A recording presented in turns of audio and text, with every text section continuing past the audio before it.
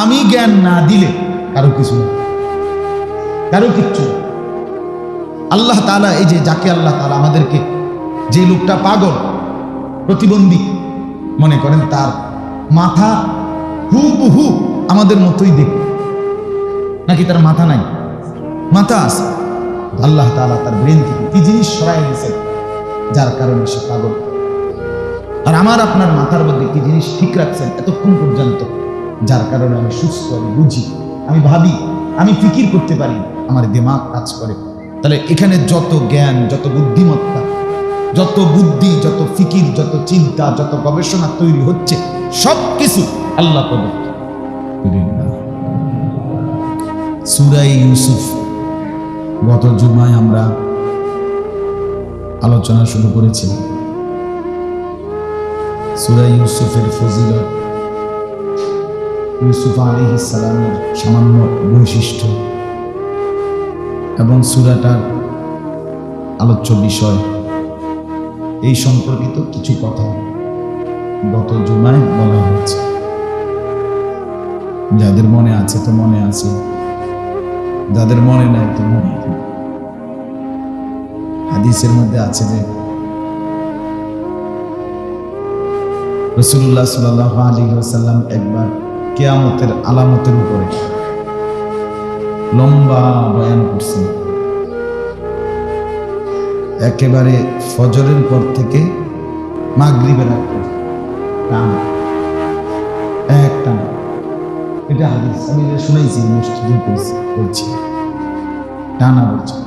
শুধু বলেই গেছে, নামাজ পড়ছে আবার বয়ান করছে, নামাজ পড়ছে আবার বয়ান করছে। তো যে সাহাবী এটা বর্ণনা করছেন, উনি বলছেন হাফিজাহু মান হাফিজা ওয়া নাসিয়াহু মান নাসিয়া। এই জায়গাটা ছেড়ে দেন ভাই, এই জায়গাটাতে বসবেন। আরো যান, আপনি আরো দিকে আরো যান ভাই, উঠেন, আমি শুনতাম, দাঁড়ান দাঁড়ান, আপনি আরো সরেন, ফেলান দিও না ভাই, ফেলান ছাড়ো, সোজা সামনে আগে বসো। তো সাহাবী বর্ণনা করেন যে এত লম্বা বয়ান নবীজি করছেন, যাদের মুখস্থ থাকছে তাদের মুখস্থ আছে, যারা ভুলে যাওয়া তারা ভুলে গেছে। তো এরপরে সাহাবীরা বলতেন, পরবর্তীতে যখনই আমরা কোনো ঘটনা ঘটতে দেখতাম তখনই আমাদের মনে পড়তো, হ্যাঁ নবীজি এটা বলছে, নবীজি সাল্লাল্লাহু আলাইহি সাল্লাম এটা বলছিলেন। এইভাবে বহু ঘটনা আমরা আমাদের সময়ই দেখছি, মানে সাহাবীরা বর্ণনা করছে। তো এই জন্য বললাম আর কি, যাদের মনে আছে তো আছে, যারা ভুলে গেছেন তো ভুলে গেছেন। সূরা ইউসুফ কোরআনুল কারীমের অত্যন্ত গুরুত্বপূর্ণ একটি সূরা, চমৎকার, সুন্দর, উপদেশমূলক, জীবন গঠনমূলক ঘটনা। এই জন্য আমরা ইনশাআল্লাহ অল্প অল্প করে শুনতে থাকি। বিসমিল্লাহির রহমানির রহিম। আলিফ লাম রা, এই হলো প্রথম অংশ। এখানে তিনটা অক্ষর, আলিফ লাম রা, আরবি অক্ষরগুলোর মধ্যে থেকে তিনটি। এই তিন অক্ষর দিয়ে তিনটি শব্দ অথবা তিনটা বাক্য, একটা শব্দের সংক্ষিপ্ত রূপ অথবা একটা বাক্যের সংক্ষিপ্ত রূপ। তাকে আলিফ, এটা একটা শব্দ, এটা দিয়ে একটা পূর্ণ শব্দ আছে অথবা একটা বাক্য আছে। লাম, এটা দিয়েই একটা শব্দ অথবা বাক্য। র, এটা দিয়েই একটি শব্দ অথবা বাক্য। কিন্তু প্রশ্ন হলো, সেই শব্দটা কি, বাক্যটা কি? সেটা শুধুই কেবল আল্লাহ এবং তার রাসূলই ভালো জানেন। আল্লাহু ওয়া রাসূলুহু আ'লাম, এটা আল্লাহ এবং তার রাসূলই ভালো। এইটাই তাফসীর, এটাই এটার অর্থ। যেমন অনেক সময় আমি অনেক বাচ্চাদের নাম রাখার ক্ষেত্রে আমারে জিজ্ঞাসা করি, তো সাহাবীদের নাম বলি আমি, নাম রাখ, সালমান, সাদ, মুআজ, মিকদাদ, এমন অনেক সুন্দর সুন্দর নাম। তো কেউ যদি প্রশ্ন করে যে এটার অর্থ কি, অর্থ হলো এটাই যে এটা সাহাবী, এটা একজন কিসের নাম, এইটাই একটা অর্থ, সাহাবীর নাম, এই কথাটাই অর্থ। তো ঠিক এই অক্ষরগুলোর অর্থ কি? অর্থ এটাই যে আল্লাহ এবং তার রাসূলই ভালো জানে, এটাই আপনাকে বলতে হবে, এটাই বুঝতে। আল্লাহ তাআলা তার নবী সাল্লাল্লাহু আলাইহি ওয়াসাল্লামকে শুধু কেবল এগুলোর অর্থ, ব্যাখ্যা, মর্ম শুনিয়েছেন, জানাইছেন, শিখাইছেন। কিন্তু আল্লাহ তাআলাই নবীজি সাল্লাল্লাহু আলাইহি সাল্লামকে নিষেধ করেছেন সাহাবায়ে কেরামের সামনে সেটা না বলতে, প্রকাশ না করতে। এটা আল্লাহ তাআলারই হিকমত। ফলে নবীজি বলেন নাই কিয়ামত পর্যন্ত আর কেউ এই অক্ষরগুলোর অর্থ স্পষ্ট বলতে পারে আর পারবে না, আজও পারবে না। কোরআনুল কারীমের মোট 29টি সূরার শুরুতে, 114টি সূরার মধ্যে 29টি সূরার শুরুতে এরকম অক্ষর আছে, আলিফ লাম মিম, এরকম হামিম, ইয়াসিন, তাহা, কফ, কোথাও আছে নুন, কোথাও আছে তাসিম মিম, কোথাও আছে কাফ হা ইয়া আইন সাদ, একটা একটা অক্ষর, কোথাও 2 অক্ষর, কোথাও 1 অক্ষর, কোথাও 3 অক্ষর, কোথাও 4 অক্ষর, কোথাও 5। এগুলো অর্থ সম্পন্ন, এগুলোর অর্থ আছে, এগুলোর মধ্যে শব্দ আছে, বাক্য আছে, কিন্তু সেটা সিররুম মিন আসরারিল্লাহ। মুফাসসিরিনে কেরাম বলেন এটা আল্লাহ তাআলার গোপন রহস্য সমূহের একটি, আল্লাহ তাআলা নিজের কাছে গোপন রেখেছেন। আল্লাহ তাআলা এর দ্বারা প্রমাণ করলেন 2 জিনিস। এক, আল্লাহ তাআলা যদি জ্ঞান, বুদ্ধি, ইলম আল্লাহ দান না করে কারো পক্ষেই কিছু বলা বোঝা সম্ভব। আজকে অমুকে এটা আবিষ্কার করছে, তমুকে সেটা তৈরি করছে। মূলত বিষয়টা হলো মুসলমান বলেন আর কাফের মুশরিক বলেন, যার হাতে যা তৈরি হইতেছে তা আল্লাহ তাআলাই যখন যেটা চাচ্ছেন তখন সেটা তার মাধ্যমে তৈরি হচ্ছে। কোরআনুল কারীমের মধ্যে এটা আছে। আল্লাহ তাআলা বলেন আমি আল্লাহ তাআলা ধীরে ধীরে ওয়ায়াখলুকুকুম মা লা তা'লামুন, এমন অনেক জিনিস বানাবো যেটা তোমরা এখন জানো, এখন জানো। আগামী 10 বছর পরে কি কি আবিষ্কার হবে কেউ জানে, আল্লাহ তাআলা জানেন। এজন্য কোরআনুল কারীমের মধ্যে আছে আল্লাহ তাআলা বলেন খালাকাল ইনসান আল্লামাহুল বায়ান। আল্লাহ তাআলাই মানুষকে সৃষ্টি করেছেন, আবার মানুষকে কথা বলার, তার ভাব, তার মনের অভিব্যক্তি বুঝানোর মতো যোগ্যতা, ইলম, জ্ঞান আল্লাহ তাআলাই শিখিয়েছেন। আল্লামাহু, তিনি তাকে ইলম শিখিয়েছেন, জ্ঞান শিখিয়েছেন।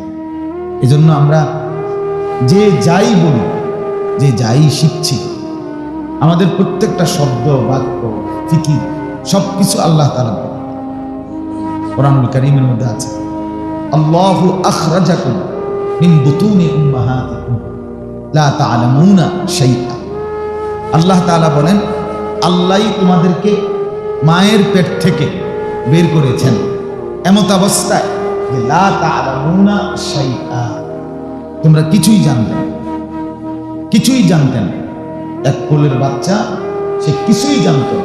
আল্লাহ তাআলা পরবর্তীতে যেভাবে তার শরীর, হাত, পা, অঙ্গ প্রত্যঙ্গ যেভাবে ধীরে ধীরে ধীরে ধীরে বাড়াইতেছেন, মজবুত করতেছেন, একদম সবল বানাইতেছেন, ঠিক তেমনি ভাবে তার জ্ঞান, প্রজ্ঞা, বুদ্ধিমত্তা এগুলো বাড়াচ্ছে, এগুলো বাড়াচ্ছে, এগুলো ধীরে ধীরে বাড়াচ্ছে।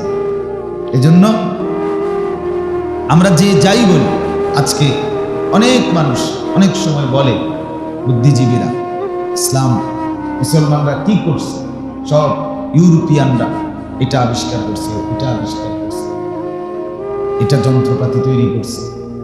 আমি সবসময় বলি একটা কথা মনে রাখবেন, একটা গুরুত্বপূর্ণ কথা হলো, নিষ্প্রাণ জিনিসের উপরে মেহনত করে সাজাইয়া তোলা সহজ। অর্থাৎ এই যে গ্লাস মনে করেন, এইটা নিজস্ব নড়াচড়া করা, কথা বলা, প্রতিবাদ করা, বাধা দেওয়ার কোনো ক্ষমতা নেই।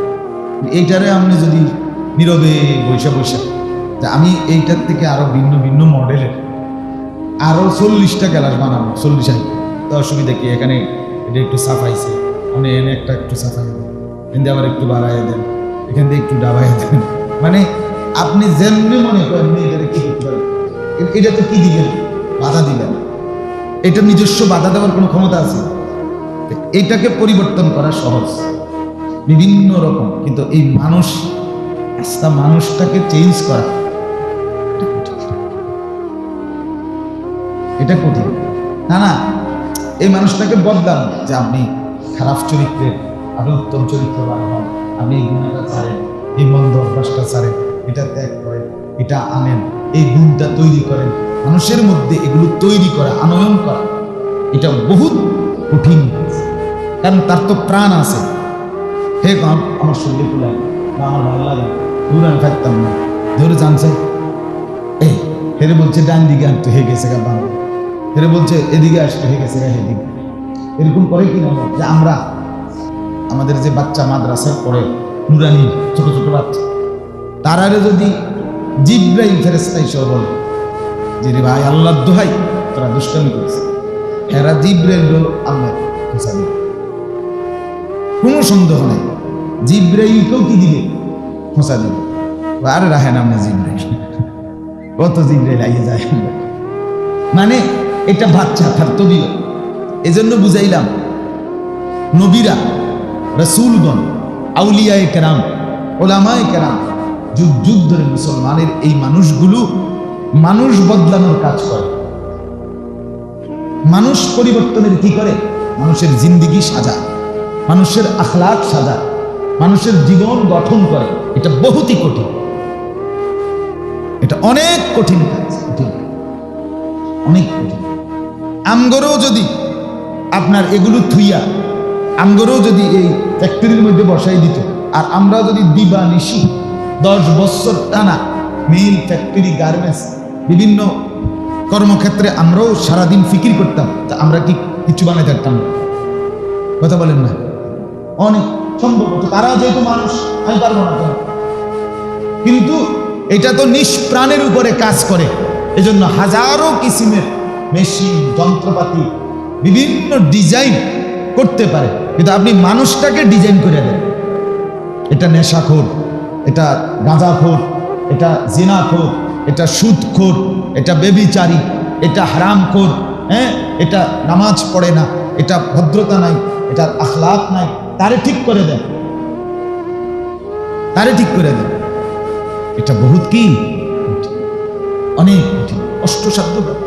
এই জন্য ওলামায়ে কেরাম, আউলিয়ায়ে কেরাম, আম্বিয়ায়ে কেরাম যুগে যুগে ওনারা এই মেহনত করে, মানুষ পরিবর্তনের কাজ করে, মানুষের সংশোধন, এই জন্য কষ্ট করে। যাই হোক, তো বলতেছিলাম, আল্লাহ তাআলা এ কথা প্রমাণ করলেন, দেখাইলেন যে আমি জ্ঞান না দিলে কারো কিছু নেই, কারো কিচ্ছু। আল্লাহ তাআলা এই যে যাকে আল্লাহ তাআলা আমাদেরকে, যে লোকটা পাগল, প্রতিবন্ধী মনে করেন, তার মাথা হুবহু আমাদের মতোই দেখে, নাকি তার মাথা নাই? মাথা আছে।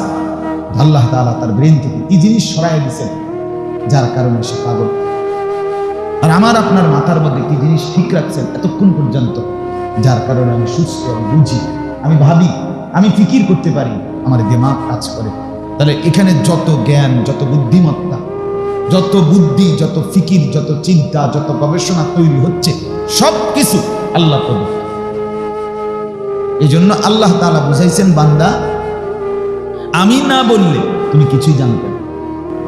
এই জন্য এই যেমন উদাহরণ দিছি, আমি এখানে বলি নাই, আমার রাসূলকে বলছি বলবেন না, গোটা পৃথিবীর সমস্ত জ্ঞানী গুণী, পক্ষের কিংবা বিপক্ষের, অনুসারী কিংবা বিরোধী, কেহই আপনার এই অক্ষরগুলোর অর্থ ব্যাখ্যা বের করতে পারে, আজও পারে। পৃথিবীর বহু গোপন জিনিস, কঠিন থেকে কঠিন জিনিস, প্রত্নতত্ত্ববিদরা যারা মাটি খোঁড়ে, যারা বিভিন্ন সভ্যতা তালাশ করে, আজ থেকে 1000 বছর আগে, আজ থেকে 2000 বছর আগে কোন রাজা, কোন বাদশাহ, কোন আমল ছিল, এগুলোর বিভিন্ন শিলালিপি, বিভিন্ন প্রত্নতত্ত্ববিদ যারা এগুলো মাটি খুঁড়ে খুঁড়ে আপনার এগুলোর বিভিন্ন পাথর, বিভিন্ন লেখা, বিভিন্ন কিছুর থেকে বের করতে পারে। এটা কিন্তু একটা আলাদা বিদ্যা, এটা একটা শাস্ত্র, একটা জ্ঞান। এই প্রত্নতত্ত্ব আপনার যে সারা বাংলাদেশে যেখানে যেখানে জাদুঘর আছে, জাদুঘরগুলোতে, মিউজিয়ামগুলোতে এরকম প্রাচীন কি থাকে, নিদর্শনাবলী থাকে। তাইলে এখানে এত নিখুঁত গবেষণা, এই যে ডায়নোসর, যেটা সম্পর্কে অনেক কিছু বিজ্ঞানীরা বাইরে করছে, ডায়নোসর আমাদের সমকালীন কোনো মানুষ দেখেনি, বহু আগের একটি প্রজাতি, কিন্তু বিজ্ঞানীরা এটার থেকে অনেক কিছু এদের বের করছে, এবং ছিল এরকম সাইজের ছিল, এত বছর বাঁচত, এগুলো সব কিন্তু এই মাটির নিচের বিভিন্ন ধ্বংসাবশেষ থেকে গবেষণা করে বের করছে। তাহলে এত এত এত গবেষণা করতে পারে, তো এই গবেষণাটা করে এই অক্ষরগুলোর ব্যাখ্যা কি, অর্থ কি বলে দিই। আল্লাহ তাআলা বলেন, আমি যতক্ষণ পর্যন্ত না খুলবো, না বলবো, কিয়ামত পর্যন্ত কেউ পারবে না। 2 নাম্বার হলো, এতে প্রমাণিত হইল মক্কার কাফেররা, কুরাইশরা বা বেঈমানরা, মুশরিকরা মাঝে মাঝে বলতো যে কোরআন মুহাম্মদের বানানো। তো আল্লাহ তাআলা এই 29টা সূরার শুরুতে এই অক্ষরগুলো নাজিল করে আল্লাহ তাআলা চ্যালেঞ্জ করলেন যে যদি মুহাম্মদের বানানোই হয়, একজনের বানানো কথা আরেকজনের ব্যাখ্যা করতে পারে। একজন যত কঠিন ধাঁধা দেয়, ধাঁধা ষোলক কয়াম বলেছে, ধাঁধা, এটা আরেকজনে ভাঙতে পারে, মানে এটারে বুঝাইতে পারে যে কি বুঝাইতে চাইছে। তো একজনের বানানো কথা আরেকজনে ব্যাখ্যা করতে পারে। তো ঠিক আছে, মুহাম্মদের বানানো কথাই যদি হয়, তো তোমরা বাকিরা, সে মুহাম্মদ তোমাদেরই এলাকার, একসাথেই তোমাদের দেশের মানুষ, তোমরাও আরবি ভাষাভাষী, সেও কুরাইশ, তোমরাও কুরাইশ, একই বংশে, তোমরাও জ্ঞানী গুণী। হ্যাঁ, তাহলে তোমরা বলো মুহাম্মদের বানানো এই আলিফ লাম মিম অর্থ কি, হা মিম অর্থ কি? একজন বেঈমানও পারে না, কোনো কাফের বেঈমান নবীজির জামানায় বলতে পারে। তো তাইলে বিরোধিতা করে লাভ হলো কি? ইব্রাহিম আলাইহিস সালামের মতো নমরুদ ইব্রাহিম আলাইহিস সালামকে জিজ্ঞেস করছে যে তোমারা খোদা কি করতে পারে? ইব্রাহিম আলাইহিস সালাম বলছে, আমার খোদা, আমার রব জীবন দেয়, মৃত্যু দেয়। আচ্ছা, জীবনও দেয়, মৃত্যু দেয়, এটা তো আমিও পারি। তো জেলখানা থেকে 2 জন আসামি, যাদের ফাঁসির রায় হয়েছে, নমরুদ তাদেরকে ডেকে আনছে, আইনার জল্লাদকে বলছে, একজনকে দেখায় তার কল্লা ফেলায় দাও, নিচে ফেলায়, আরেকজনকে বলছে যাও তোমার ছেড়ে দিলাম, তুমি বাদ যাও। তো বলছে দেখো, এই যে আমি জীবন দিলাম, এই যে আমি মৃত্যু দিলাম, আনা উহয়ী ওয়া উমীতু, কোরআনের আয়াত, আমি জীবন দিলাম, আমি মৃত্যু। তখন ইব্রাহিম আলাইহিস সালাম কৌশল করছে, দাওয়াতের জন্য কৌশলও জরুরি। ইব্রাহিম আলাইহিস সালাম এই কথার পাল্টা তর্ক করে নেয়, একটা নতুন কথা বলছে। আচ্ছা, মাশাআল্লাহ, আপনি তো দারুণ কিছু করে ফেললেন। আচ্ছা চলেন তো, আমার আল্লাহ আরেকটা কাজ করতে পারে, ইন্নাল্লাহা ইয়াতি বিশ-শামসি মিনাল মাগরিব ফাতি বিহা, না ইয়াতি, ফাইন্নাল্লাহা ইয়াতি বিশ-শামসি মিনাল মাশরিক ফাতি বিহা মিনাল মাগরিব। আমার আল্লাহ প্রতিদিন পূর্ব দিক থেকে সূর্য তুলে সকালবেলা, আপনি কষ্ট করে আগামীকাল পশ্চিম দিক থেকে সূর্যটা তুলে দেন। আপনি যেটা বেড়েই হয়েছেন, আপনি যখন ফারিন নেই হয়েছেন, ঠিক আছে, এটাও ফারিন, এটা করেন। ফাবুহিতাল্লাযী কাফার, কোরআনের আয়াত। আল্লাহ বলেন বেঈমান সাথে সাথে তখন নির্বাক হয়ে গেছে, স্তব্ধ হয়ে গেছে। আর কি বলবে এখন? বলেন, এটা কি তার পক্ষে সম্ভব? তো আল্লাহ তাআলা বলছেন কোরআন মুহাম্মাদের বানানো। তো ঠিক আছে, এগুলোর তর্জমা বলো, আলিফ লাম মিম এর অর্থ বলো, আলিফ লাম র এর অর্থ বলো। আর বলতে কেউ বলতে পারে না কিয়ামত পর্যন্ত কেউ বলতে পারবে না। কেন? আল্লাহ তাআলা বন্ধুকে বলছেন, বন্ধু এগুলো এভাবেই রেখে দেন, মনে করেন এগুলো আমগো ব্যাপার, আমি আর আপনি জানি। আর কোরআন যেহেতু কিয়ামত পর্যন্তের জন্য, যাতে কিয়ামত পর্যন্ত কোনো বেঈমান চ্যালেঞ্জ করে কোরআনের কাছে না পারে, এজন্য আপনি আপনার অনুসারীদের কাছেও বলবেন না, কাউকে বলবেন না, বরং আমি আড়াল করে দিলাম, দেখি কিয়ামত পর্যন্ত কোনো শিক্ষিত বুদ্ধিমান বেঈমান কোনো কালে পারে কিনা। তো 1450 বছর চলে গেছে, আজও পারে নাই, আগামী কিয়ামত পর্যন্ত কেউ পারবে না। এই জন্য কোরআনুল কারীম হচ্ছে একটি মুজিজা। বহু, এটা একটা, আরো বহু দিক থেকে কোরআনুল কারীমের মুজিজা আছে, অনেক আছে, অনেক। এর মধ্যে এটা একটা। চলেন এরপরে আল্লাহ তাআলা বলেন, তিলকা আয়াতুল কিতাবিল মুবিন। আল্লাহ তাআলা বলেন, এই যে কোরআন, এই কোরআন একটি সুস্পষ্ট কিতাবের আয়াত। অর্থাৎ এই কিতাব মধ্যে যতগুলো বাক্য, শব্দ, আয়াত আছে, বক্তব্য আছে, এর প্রত্যেকটাই সুস্পষ্ট। কোরআনুল কারীম এটা বৈশিষ্ট্য।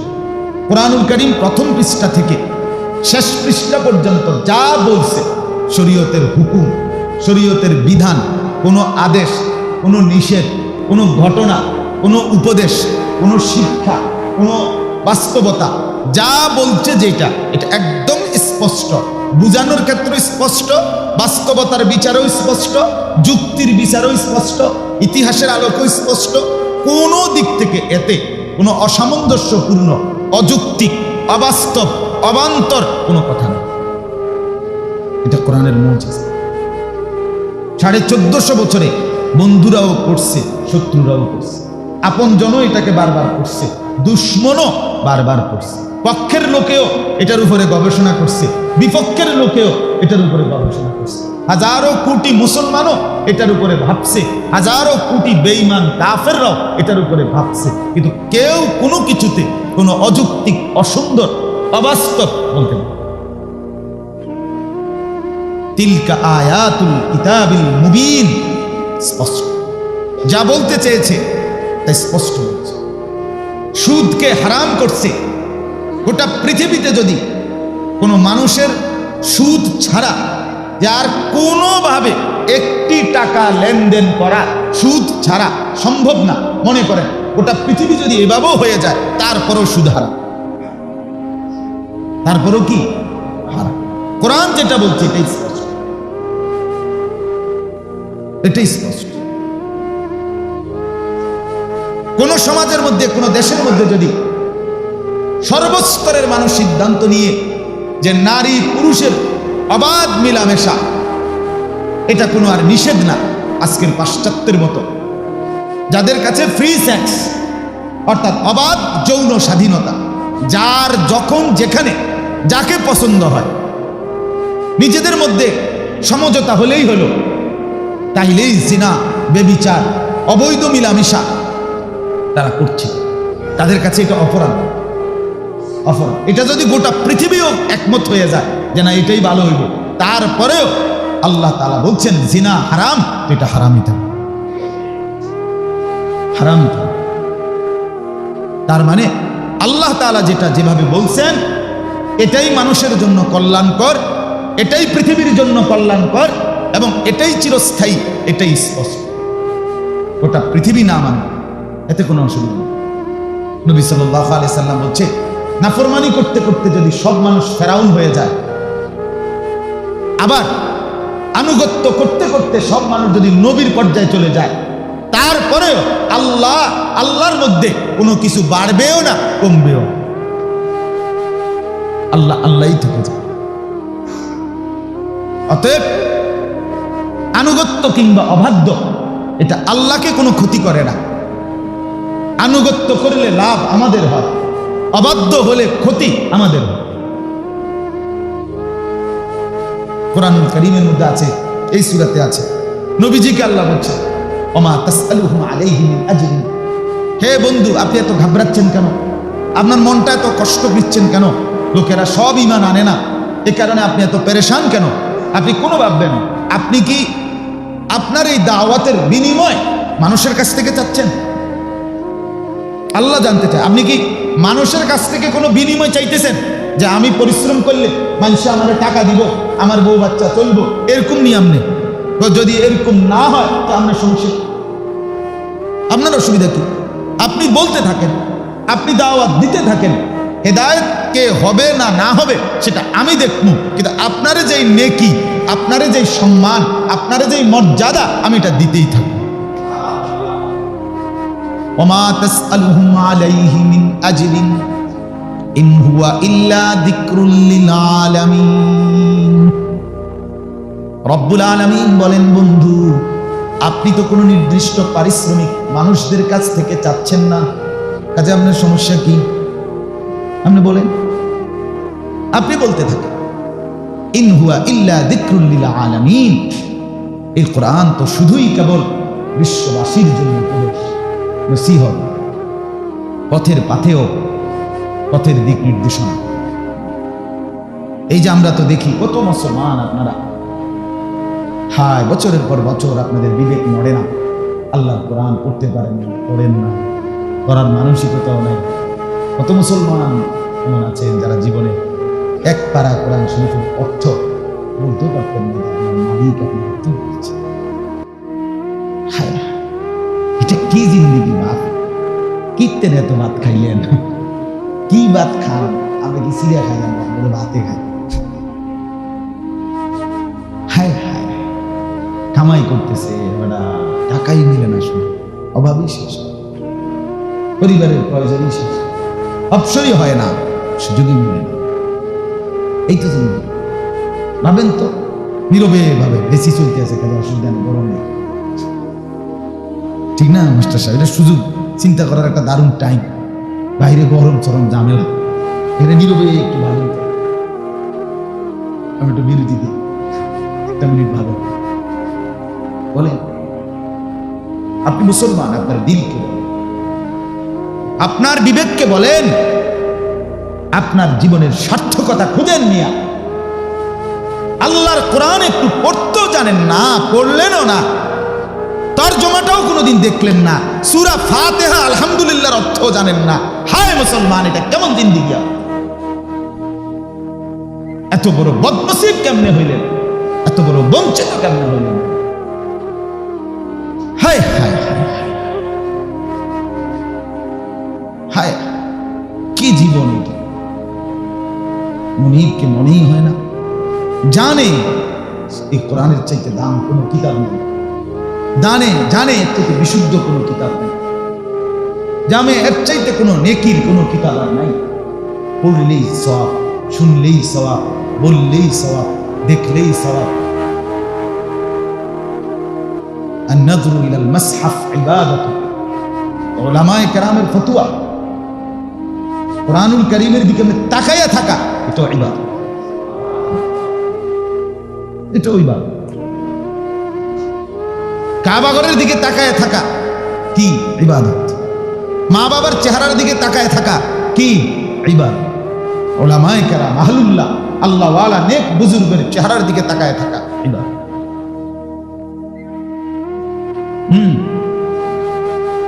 এজন্য আল্লাহ তাআলা বলেন, মা ফাররাতনা ফিল কিতাবি মিন শাই।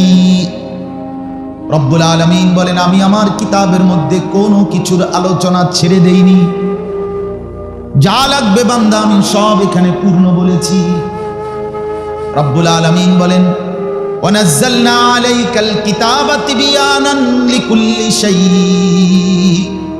আল্লাহ বলেন, বন্ধু আমি আপনার উপরে এমন একখানা কোরআন নাজিল করলাম, যেই কোরআন সব কিছুর বিস্তারিত বর্ণনা, তিবয়ানান লিকুল্লি শাই, সমস্ত কিছুর বিতাফসিল, বিস্তারিত বর্ণনা আমি কোরআনের মধ্যে রেখেছি।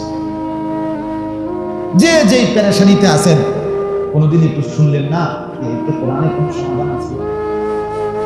উদাহরণ মানুষের কাছে যায়, তাবিজ দেন, তাবিজ হুজুর এটা হুডে তাবিজ, ওদের পানির বোতল আনছে, দেন হুডে। আমি হুড দিতাম, ওরা মানে পেরেশানি দূর হয়ে খালাস, হুডে তাবিজ, বড়ি আছে, বড়ি মনে করেন আমি বললাম যে এই যে কাগজটা এটা আমি দিল্লি থেকে আনছি, এটারে যদি কেউ ছোট্ট একটা টুকরা 20 দিন ভিজাইয়া খান, আপনার দোকানের মানে দেখবেন বেচ্চা তুলে থাকতো। হ্যাঁ, কি লাইন ধরেন, লাইন ধরে নিল, অন্যায় নিব, ঠেলা ঠেলি করে লাইন ধরে নিলে তো কিছুদিন খাইতো না। কিন্তু বলেন যে এই সূরাটা পড়লে নিয়মিত এই সওয়াব হবে, এই নেকি হবে, এই লাভ হবে না। এটা হুজুর, এটা হতো না, দিলে পারে হুজুর, দিয়া যদি আপনি সমাধান করতে পারেন, দরকার হলে 200 টাকা বাড়াইয়া নেন, আরো 100 বাড়াইয়া নেন, টাকা পয়সার মায়া করে কি লাভ, নেন আপনি নেন, ফুটা বন করে দেন। আল্লাহ আমাদেরকে মাফ করে দেন। চলে বাপ, আমার মুসল্লিরা আমার আপনজন, এই জন্য আমি শক্ত করে বলতেও ঘাবড়াই না, যেহেতু আমার এই সব মুসল্লি আমার আজ বহুদিনের আপন, দীর্ঘদিনের, এই জন্যই এতটা শক্ত করে বলি, প্রেশার দিয়ে বলি। আল্লাহর কোরআন পড়লেই মজা, পড়লেই মজা। আল্লাহ তাআলা বলেন, ইন্না আনজালনাহু কুরআনান আরাবিয়্যান লাআল্লাকুম তাকিলুন। এরপরের আয়াত, দ্বিতীয় আয়াত, এটাই শেষ তরজমা করি। আল্লাহ তাআলা বলে, নিশ্চয়ই আমি এই কোরআনকে নাজিল করেছি আরবি, আরবি কোরআন, আরবি ভাষা। কেন? লাআল্লাকুম তাকিলুন, যাতে করে তোমরা সকলেই এই কোরআন বুঝতে পারো। তাহলে দুই কথা, এক নম্বর কথা হলো কোরআন আল্লাহ নাজিল করেছেন আরবি ভাষা। কোন ভাষায় বলেন? আরবি ভাষা। আরবি পৃথিবীর সবচেয়ে সমৃদ্ধ, আউসা আবিয়ান, সবচেয়ে সুস্পষ্ট, সবচেয়ে গভীর, সবচেয়ে সমৃদ্ধ, ধনী ভাষা হলো আরবি ভাষা। সমৃদ্ধ পৃথিবীতে চ্যালেঞ্জ এটা, এটাই বাস্তবতা। একটি শব্দ, একটি বস্তু, একটি বিষয় বোঝানোর জন্য একমাত্র আরবি ভাষাতেই শত শব্দ, হাজার হাজার, শত শত প্রতিশব্দ, সমার্থক শব্দ শুধুমাত্র আরবি ভাষাতেই বিদ্যমান। আর কোনো ভাষা এতটা নেই, এতটা সমৃদ্ধ। ঘোড়া কমপক্ষে 1000 শব্দ আছে যেটার অর্থ ঘোড়া। উট কমপক্ষে 700,000-এর উপরে শব্দ আছে যেটার অর্থ উট। মানে প্রতি শব্দ সমার্থক শব্দ, বিশাল শব্দের ভান্ডার, অভিধানের ভান্ডার আরবি ভাষা। এটা একমাত্র আরবি ভাষার বৈশিষ্ট্য। আল্লাহ তাআলাই করছেন সমস্ত ভাষা আল্লাহ, বাংলা, আরবি, ইংরেজি, পর্তুগিজের ভাষা, মালয় ভাষা, যা আছে মনে করেন, তুর্কি ভাষা।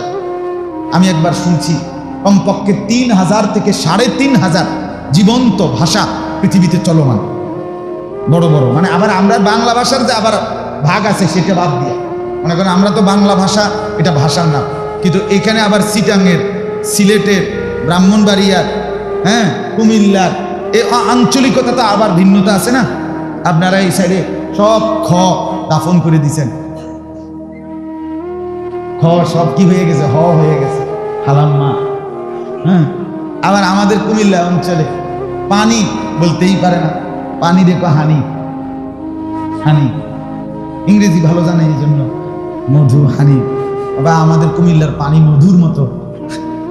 যাই হোক, তো বলতে চাইলাম যে এরকম অসংখ্য ভাষা কোরআনুল কারীমে আল্লাহ তাআলা বলছেন, এগুলো সব প্রত্যেকটা মানুষের জবানে যে ভাষা, এটা আমি আল্লাহর কুদরতের নিদর্শন।